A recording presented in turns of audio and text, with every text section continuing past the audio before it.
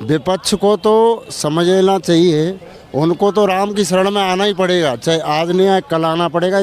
कांग्रेस वालों ने देश तोड़ने का काम किया है, कोई कुछ नहीं हो रहा है। कांग्रेस का काम ही यही है कि अच्छा कार्य करने पे उसकी भी बुराई करना। मैं कह रहा हूँ इनका सुपड़ा साफ होने जा रहा है। ये 2 सीट निकाल रहा है उत्तर प्रदेश में, मैं गारंटी दे रहा हूँ यहीं खड़े होकर के। देखो देश विरोधी तो ये शुरू से है। कैसे? शुरू से ही है। इस बात को तो हर तरीके देश विरोधी अगर न होती तो अब तक तो मंदिर का निर्माण हो गया होता। इसी वजह से इन लोगों ने राजनीति की। हर जगह आप देख रहे हो कि हमारे फौजी जवान हैं, पुलिस के जवान हैं, हर जगह मारे जा रहे थे, कर्फ्यू लग रहे थे। आज कर्फ्यू लगा नहीं सकता, कहीं कोई दंगा नहीं हो सकता। तो ये 24 में पूर्ण बहुमत से सरकार बना रही है बीजेपी। पूर्ण बहुमत नहीं, रिकॉर्ड टूट रहा है। कितना? 400 के पार जा रही है। पक्का। विपक्ष का कहना है कि राम मंदिर की प्राण प्रतिष्ठा का जो बीजेपी ने अपने निजी हित के लिए इसका प्रयोग। विपक्ष को तो समझ लेना चाहिए, उनको तो राम की शरण में आना ही पड़ेगा, चाहे आज नहीं आए कल आना पड़ेगा। इसका जीता जागता उदाहरण भी है। प्रत्यक्ष के लिए प्रमाण की आवश्यकता नहीं। आप देख रहे हो इन लोगों ने कितने कोर्टों के चक्कर काटे थे, सुप्रीम कोर्ट से लेकर हाई कोर्ट, कहाँ नहीं ये लोग गए। सबसे बड़े वकीलों को इन्होंने वहाँ खड़ा किया।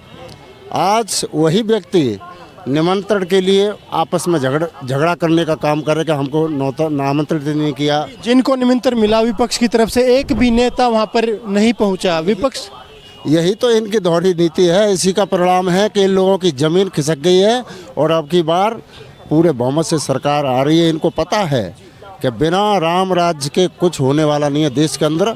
आप देखते रहिए, ज़्यादा दिन बचे नहीं है, चुनाव आने वाला है। जी, मैं जानना चाहता हूं कि जिस तरह से विपक्ष ने राम मंदिर की प्राण प्रतिष्ठा के अवसर पर ना जा करके अपना नुकसान किया है या फिर एक पॉलिटिकल हित अपने वोट बैंक को और भी ज़्यादा बढ़ाया है, कि ये हिंदुओं की आस्था के साथ उन्होंने गलत किया है, उनको इसका नुकसान उठाना पड़ेगा या उनको इसका फ़ायदा मिलेगा?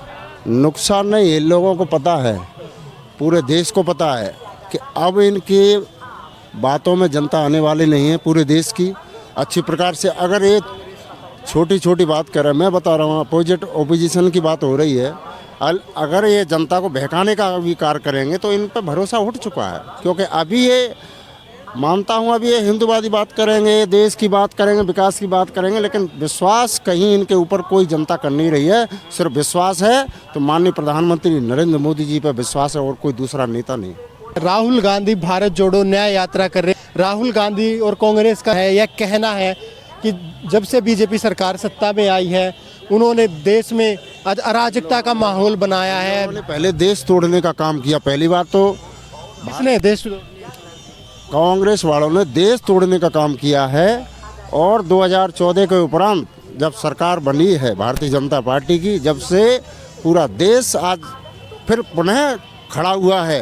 भारत जोड़ो न्याय यात्रा पर कांग्रेस का बयान आया है कि मोदी जी ने युवाओं के साथ, किसानों के साथ, महिलाओं के साथ इतना अन्याय और अपराध किया है, अत्याचार किया है कि किसान आत्महत्या कर रहे हैं, बेरोजगार युवा अपराध कर रहे हैं, अपराध करने पर मजबूर हो रहे हैं। जिस तरह से यह आलम बना हुआ है उसके लिए सिर्फ बीजेपी जिम्मेदार। कोई कुछ नहीं हो रहा है। कांग्रेस का काम ही यही है कि अच्छा कार्य करने पे उसकी भी बुराई करना। मैं तो ये कहता हूँ कि अच्छा कार्य कोई सरकार करती है तो उसकी अच्छाई करना चाहिए।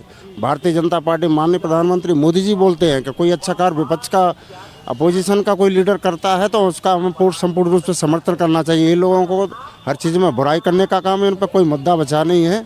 इसलिए इन लोगों की राजनीति इसी प्रकार की है और कुछ बचा नहीं इनके पास में। मैं कह रहा हूँ इनका सुपड़ा साफ होने जा रहा है। ये 2 सीट निकाल रहा है उत्तर प्रदेश में, मैं गारंटी दे रहा हूँ यहीं खड़े होकर के। आप क्या देखते हैं कि कांग्रेस जिस तरह से मोदी विरोध करते करते अब देश विरोध करने लगी है, क्या कांग्रेस एक देश विरोधी पार्टी बनती जा रही है? देखो देश विरोधी तो ये शुरू से है। कैसे? शुरू से ही है। इस बात को तो हर तरीके देश विरोधी अगर न होती तो अब तक तो मंदिर का निर्माण हो गया होता। इसी वजह से इन लोगों ने राजनीति की। हर जगह आप देख रहे हो कि हमारे फौजी जवान हैं, पुलिस के जवान हैं, हर जगह मारे जा रहे थे, कर्फ्यू लग रहे थे। आज कर्फ्यू लगा नहीं सकता, कहीं कोई दंगा नहीं हो सकता। पूरे भारतीय क्या अंतर्राष्ट्रीय समुदाय भी कह रहा है कि भारतीय जनता पार्टी के नेतृत्व में आज देश, आज पूरा संसार एडवाइस ले रहा है, सलाह ले रहा है मोदी जी से। इसी का परिणाम है। 2024 में बीजेपी कितनी सीटें लेके आ रही है? देखो 3 सीट ने, मैं उत्तर प्रदेश की बात कर रहा हूँ। उत्तर प्रदेश में 3 सीट मुश्किल पड़ जाएंगी इनको। मैं ये बताइए 24 में पूर्ण बहुमत से सरकार बना रही है बीजेपी, पूर्ण बहुमत नहीं, रिकॉर्ड टूट रहा है। कितना? 400 के पार जा रही है पक्का।